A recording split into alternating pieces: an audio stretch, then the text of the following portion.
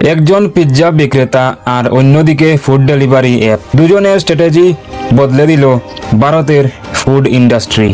Domino's জানতো ভারতীয় গ্রাহকরা একটু প্রাইস বেশি হলেও চলবে, কিন্তু টাইমের ডেলিভারি লাগবে। তাই তারা এনেছে 30 মিনিট গ্যারান্টি না হলে ফ্রি পিৎজা।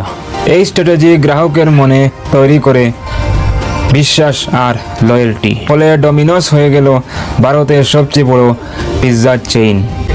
অন্যদিকে জোম্যাটো প্রথমে ছিল শুধু একটা রেস্টুরেন্ট রিভিউ অ্যাপ, কিন্তু মানুষ রিভিউ থেকে অর্ডার করা বেশি পছন্দ করে, সেটা ধরতে পেরেছিল তারা। তাই ফুড ডেলিভারিতে ঢুকে হাজারো রেস্টুরেন্টকে একই প্ল্যাটফর্মে আনলো। ফলে জোম্যাটো আজকের দিনে ভারতের টপ ফুড ডেলিভারি জায়ান্ট। বন্ধুরা, এই ধরনের ভিডিও পাইবার লাগি আমার এই চ্যানেলটা সাবস্ক্রাইব, লাইক, শেয়ার করে দিবা। ধন্যবাদ।